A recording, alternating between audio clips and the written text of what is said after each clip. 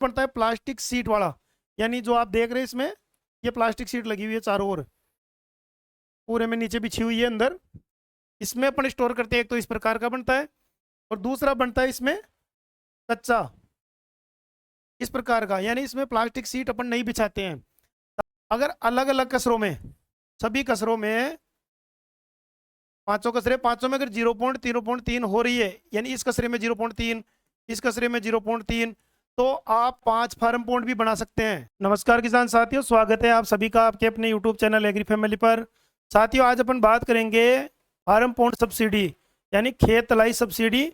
इसके बारे में पूरी डिटेल जानकारी आपको इस वीडियो में देंगे कि इसमें कितनी तो आपको सब्सिडी मिलेगी, इसके लिए आपको आवेदन कहाँ करना होगा और कौन कौन से किसान भाई इसके लिए पात्र हैं।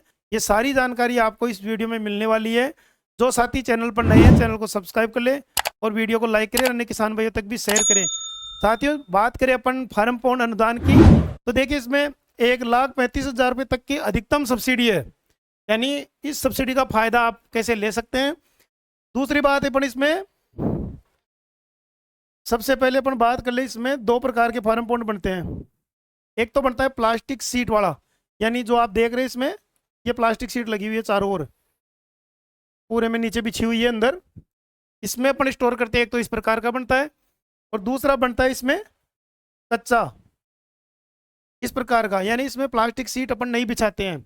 तारबंदी अपन को पूरे के चारों ओर करनी पड़ती है सुरक्षा की दृष्टि से। इसमें रस्से भी डालने पड़ते हैं अपन को कि इसमें कोई जनहानि नहीं हो, कोई पशुधन इसमें गिर के मर नहीं जाए, इसलिए इसके चारों ओर तारबंदी और जाली भी कर सकते हैं और तार भी कर सकते हैं।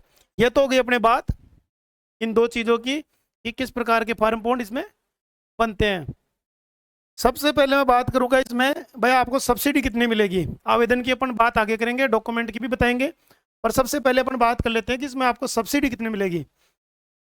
तो इसमें 2 कैटेगरी है, लघु सीमांत SC/ST किसान है और एक है अन्य किसान। अन्य का मतलब है जो सामान्य है, यानी इस कैटेगरी को छोड़ करके जो भी किसान है वो अन्य यानी सामान्य कैटेगरी में आते हैं। तो इसमें देखिए कच्चा फार्म पॉन्ड और एक है अपने प्लास्टिक सीट वाला फार्म पॉन्ड, 2 प्रकार के फार्म पॉन्ड बनते हैं। लघु सीमांत की बात करें अपन कच्चे फार्म पॉन्ड में, तो देखिए इसमें 73,500 रुपये अपन को मिलते हैं, यानी 2 प्रकार से राशि मिलती है। 70% ये सब्सिडी है, यानी 50% राशि तो मिल जाएगी अपन को, ये 52,500 रुपये इस योजना के तहत। दूसरी राशि अपन को मिल जाएगी 21,000 रुपये, यानी कि 20% राशि है राज्य योजना से मिल जाएगी।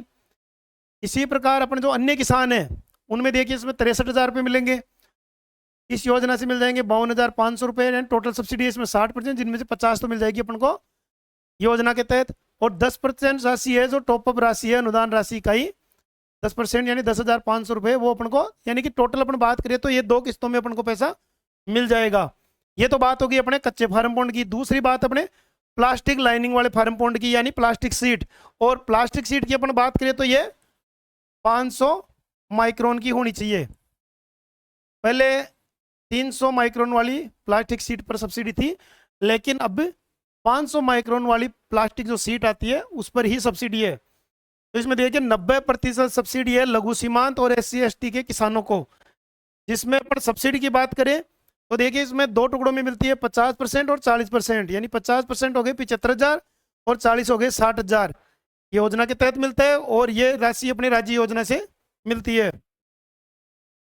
जो अन्य किसान हैं प्लास्टिक सीट वाले, उनमें 80% सब्सिडी है, यानी 50 और अपने 30, यानी 2 टुकड़ों में मिलती है, 75,000 और 45,000।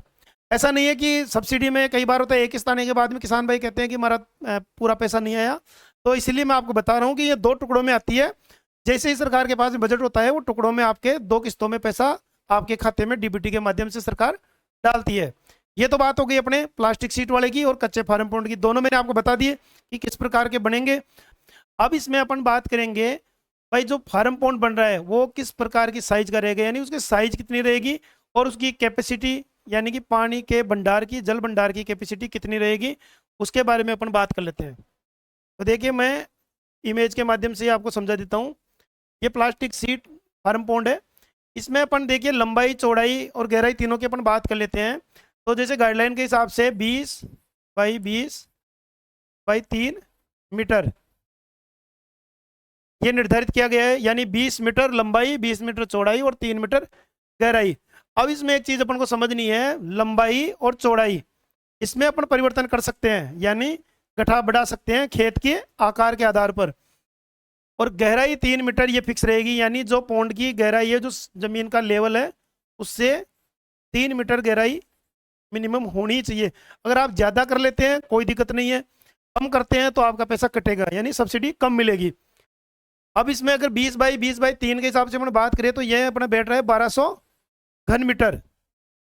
इसका जो आयतन है वो 1200 घन मीटर। अब इसमें सब्सिडी की अपन बात करें तो 400 से लेकर के 1200 घन मीटर तक सब्सिडी है, यानी मिनिमम साइज 400 घन मीटर होना आवश्यक है और अधिकतम 1200 घन मीटर। इन दोनों के बीच में अगर अपना फार्म पॉन्ड रहता है तो अपन को प्रोरेटा बेसिस के आधार पर अनुदान मिलेगा, यानी पूरा पैसा नहीं मिलेगा। प्रोरेटा बेसिस के हिसाब से जो रूल रेगुलेशन है उसके हिसाब से पैसा आपका घन मीटर के हिसाब से कम होता जाएगा। तो ये तो बात होगी अपने साइज की, इसमें आपके कोई कंफ्यूजन नहीं रहना चाहिए भाई। गहराई तो फिक्स है और लंबाई चौड़ाई अपन गड्ढा बढ़ा सकते हैं, ठीक है। इसमें ये तो बात हो गई अपने बनाने की। अब इसमें अपन बात करेंगे डॉक्यूमेंट। भाई अपन को डॉक्यूमेंट कौन कौन सी आवश्यकता पड़ेगी, यानी दस्तावेज।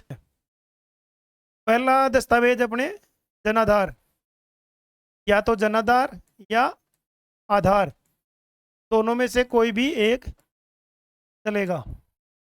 ये अपन को ऑनलाइन करने के लिए चाहिए होता है। जैसे अपन जनाधार आधार नंबर डालेंगे OTP आएगा और उसके बाद में अपन आवेदन करेंगे। अब इसमें दूसरा डॉक्यूमेंट अपने जमाबंदी। जमाबंदी यानी भूमि की जमाबंदी। भाई अगर अपने पास जमाबंदी है तो ठीक है। इसमें एक कैटेगरी और, अगर आपके ज़मीन नाम नहीं है तो आप नोशनल शेयर प्रमाण पत्र बनता है, वो बना करके भी आप ऑनलाइन आवेदन कर सकते हैं। इसमें 2 कंडीशन होती है, एक तो पिताजी के जीवित होने की स्थिति में भी आप नोशनल शेयर धारक प्रमाण पत्र बना सकते हो, या पिताजी की मृत्यु हो गई और नामांतरण के अभाव में जमाबंदी आपके नाम नहीं है तो भी आप नोशनल शेयर धारक प्रमाण पत्र बना करके ऑनलाइन आवेदन कर सकते हो, जो कि सक्षम स्तर से रेवेन्यू डिपार्टमेंट से बनता है। पटवारी जी से आप बनवा करके ऑनलाइन आवेदन कर सकते हो, यानी आवेदन करते समय ही आपको लगाना पड़ेगा, ऐसा नहीं है कि आप बाद में लगाओ। अब इसमें तीसरी चीज अपने नक्शा। अब दोनों की एक बात है, 6 महीने से अधिक पुराने नहीं होने चाहिए, दोनों नवीनतम होने चाहिए, यानी 6 महीने से अंदर अंदर के होने चाहिए। अगर पुराने हैं तो आप नए बनवा लें, जमाबंदी अपने ऑनलाइन निकल जाती है, नक्शे पे पटवारी के साइन होंगे। अब इसमें एक चीज और आती है, पात्रता की बात जब अपन करते हैं भाई, कौन कौन से किसान इसके लिए पात्र है, तो जिनके नाम जमीन है वो भी पात्र है, जिसके नाम जमीन नहीं है वो भी पात्र है। अब आप कहोगे कि भाई ऐसा कैसे हो सकता है, तो ऐसा इसलिए जैसे मैंने आपको पहले बताया, अगर आपकी जमीन नाम नहीं है तो आप नोशनल शेयरधारक प्रमाण पत्र भी लगा सकते हो। तो वो तो कंडीशन हो गई अपनी जमीन नाम नहीं है तब की, और जमीन अपने नाम है तो आप जमाबंदी लगा करके भी कर सकते हो। लेकिन इसमें न्यूनतम 0.3 हेक्टर जमीन होना आवश्यक है, 0.3 हेक्टर एक स्थान पर होना आवश्यक है। इसे मैं आपको इस तरीके से समझा देता हूँ। 0.3 हेक्टर, भाई एक किसान के अगर 0.3 हेक्टर जमीन नाम है तो वो आवेदन कर सकता है। अगर मान लीजिए उसके 0.2 है या 0.1 है तो 2 किसान मिलकर के भी आवेदन कर सकते हैं। यानी मान लीजिए आपका ये कचरा है, 3 नंबर कचरा है, इसमें आपकी ज़मीन हो रही है 0.2 हेक्टर, कम पड़ रही है आपके 0.1 हेक्टर। अगर आपके बगल में कोई दूसरा कचरा है, 4 नंबर है, कोई दूसरा किसान है, चाहे वो आपका भाई हो या कोई पड़ोसी हो, चाहे किसी भी जाति का हो, ऐसा नहीं है कि आपका भाई हो, उससे आप सहमति लेकर के, यानी आप सहमति लेंगे इससे कि ये सहमति देगा कि मैं फलाना किसान को, ए किसान को, ये ए किसान हो गया, ये बी, भाई ए किसान फार्म पॉन्ड बनवाना चाहता है 3 नंबर कचरे में और उनके भूमि कम पड़ रही है और मैं इनको सहमति देता हूँ और ये फार्म पॉन्ड बना। लेकिन इसमें एक चीज़ होती है कि जैसे कल को ये व्यक्ति सोचे कि भाई मैं 4 नंबर कचरे में फार्म पॉन्ड बनाना चाहता हूँ, तो वो 4 नंबर कचरे में फार्म पॉन्ड नहीं बना पाएगा क्योंकि उसने सहमति दे दी, सिर्फ यही बना सकता है। ये चीज़ समझने की जरूरत है कि बारीकी से कई बार किसान भाई को पता नहीं रहती है, सहमति भी दे देते हैं और कल को जब बात आती है भाई मेरे को बनाना है तो आप फिर उस कंडीशन में आप नहीं बना पाते हैं। तो इसलिए ज़रूरी है कि आप बारीकी से चीज़ को समझ लें। किसान भाई आपके हित की जानकारी है, मैं बारीकी से इसलिए समझाता हूँ कि किसानों को सही जानकारी पहुँच जाए किसानों तक, ताकि बाद में कन्फ्यूजन नहीं रहे। तो ये तो बात होगी अपने पात्रता की, जमीन की हो ही गई। भाई कम पड़े तो अपन दूसरे किसान से सहमति ले सकते हैं, सहमति प्रमाण पत्र आपको ऑनलाइन आवेदन करते समय लगाना पड़ेगा। तो दोनों की मिलाकर के 0.3 हेक्टर होना आवश्यक है। अगर इससे कम जमीन होती है तो आप आवेदन नहीं कर सकते। और इसमें एक चीज़ और है, कोई किसान मान लीजिए उसके 5 कचरे हैं, टोटल 5 कचरे हैं, ये मान लीजिए कचरा नंबर जैसे मान लीजिए 8 है, 15 है, 18 है, 13 है, 7 है। अगर अलग अलग कचरों में, सभी कचरों में पांचों कचरे, पांचों में अगर 0.3 हो रही है, यानी इस कचरे में 0.3, इस कचरे में 0.3, तो आप 5 फार्म पॉइंट भी बना सकते हैं। यानी इसमें भी फार्म पॉइंट बना सकते हो, इसमें भी, इसमें भी, इसमें भी और इसमें भी, यानी 5 फार्म पॉइंट प्रत्येक कचरे में अलग अलग फार्म पॉइंट आप बना सकते हो। लेकिन एक शर्त है कि 0.3 हेक्टर उस कचरे में आपकी जमीन होनी चाहिए, या एक कचरे में नहीं है तो 2 कचरों में मिलाकर के भी आपके 0.3 हो रही है, तो दोनों में मिलाकर के आप एक फार्म पॉइंट भी बना सकते हो। और इसमें एक फार्म पॉइंट का एक बात का ध्यान रखना है, जैसे एक फार्म पॉइंट है और ये दूसरा फार्म पॉइंट है, तो एक फार्म पॉइंट से दूसरे फार्म पॉइंट के बीच की दूरी 50 फीट रहनी चाहिए। अगर इससे कम दूरी है तो आपका फार्म पॉइंट पास नहीं होगा, यानी आपको सब्सिडी नहीं मिलेगी। ये बात हो गई अपने फार्म पॉइंट की। एक कचरे में ही मान लीजिए एक कचरा है, 3 किसानों के नाम है, 3 फार्मर है जिनके नाम है, और सबके 0.3 से ऊपर जमीन हो रही है, और किसी ने बनवा लिया, मान लीजिए ए फार्मर ने बनवा लिया ये फार्म पॉइंट। अगर आप इसमें आवेदन करते हो, इस कचरे में आपकी जमीन तो नाम है ही 0.3, तो आपको कम से कम इसके बीच की दूरी 50 फीट रखनी पड़ेगी। समझ में आ गई आपके भाई? 50 फीट की दूरी आपको एक पॉइंट से दूसरे पॉइंट के बीच में रखनी है। ऐसा नहीं होना है कि आप ये सोचो कि भाई किसी खसरे में किसी दूसरे किसान ने या आपके भाई ने फार्म पॉइंट बना लिया तो आप नहीं बना सकते। आप बना सकते हो, उसमें 0.3 हेक्टर जमीन होनी चाहिए, और दूसरी कंडीशन ये है कि 50 फीट की दूरी अपन को एक पॉइंट से दूसरे पॉइंट के बीच में रखनी है, तो आप पात्र हैं और सब्सिडी का फायदा ले सकते हैं।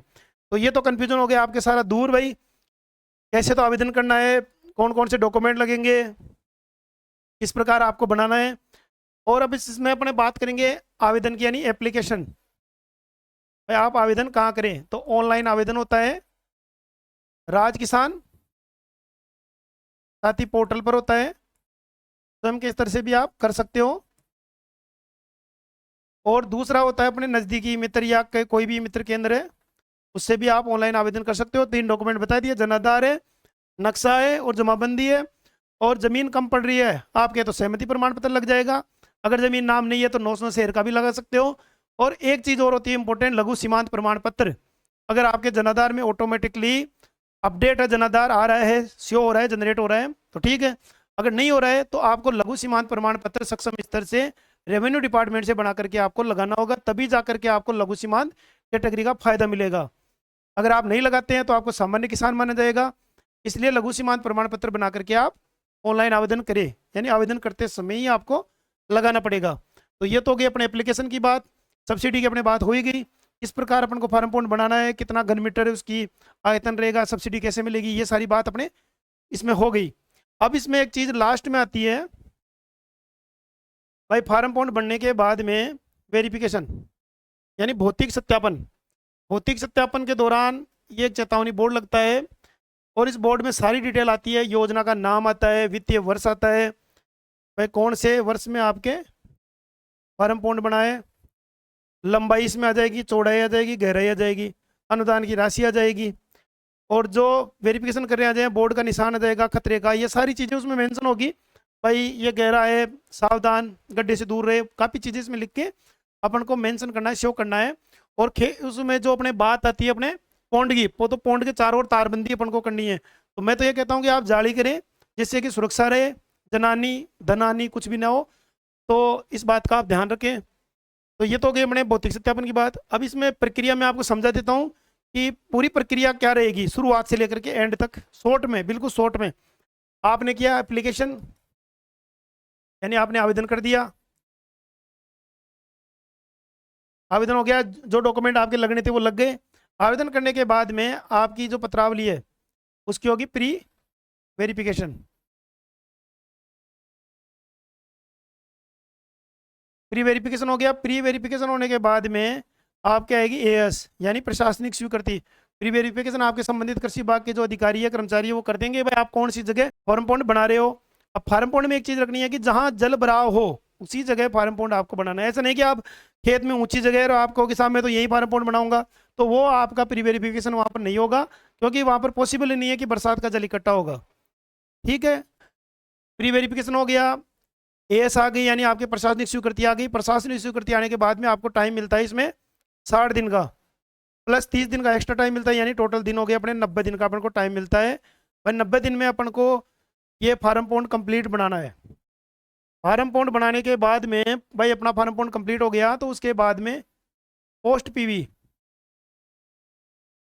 पोस्ट वेरिफिकेशन होता है। तो पोस्ट पीवी में क्या करते हैं, जैसे कि अपने मतलब जो सीट है, प्लास्टिक सीट है 500 माइक्रोन वाली, उसका जीएसटी बिल लगता है। जीएसटी बिल आपको प्रस्तुत करना है, मजदूरी बिल लगाना है भाई, जेसीबी से, ट्रैक्टर से, मजदूरों से, जो भी आपका काम हो उसका बिल बन जाएगा, और वो सारे सबमिट हो जाएंगे। और उसके बाद में जो आपका पैसा है सब्सिडी, वो जो आपको अभी बताई थी भाई 2 टुकड़ों में आएगी, वो आपके डीबीटी के माध्यम से, डायरेक्ट बेनिफिट ट्रांसफर के माध्यम से सीधे आपके अकाउंट में आ जाएगी। अभी इसकी योजना के फॉर्म चालू है, आप आवेदन करें और इस योजना का फायदा ले, क्योंकि अभी बरसात का सीजन आने वाला है। अगर आप पहले पहले बना लेते हो तो बरसात का जल भी इकट्ठा हो जाएगा और आपके सदुपयोग हो जाएगा। अगर बाद में आप आवेदन करते हो तो फायदा तो आपको मिलेगा, लेकिन उतना नहीं मिल पाएगा जितना आप सोच रहे हैं, क्योंकि बरसात का जल इकट्ठा नहीं हो पाएगा। तो साथियों, मेरे द्वारा बताई गई जानकारी आपको कैसी लगी है कमेंट करके बताएं। वीडियो अच्छा लगा है तो लाइक करें और अन्य किसान भाइयों तक भी शेयर करें, ताकि फार्म पॉन्ड के अनुदान की जो जानकारी है, खेत तलाई निर्माण किसान भाई कर सके और इस योजना का फायदा ले सके। तो मिलते हैं फिर ऐसी एक नई वीडियो के साथ में। जय जवान जय किसान।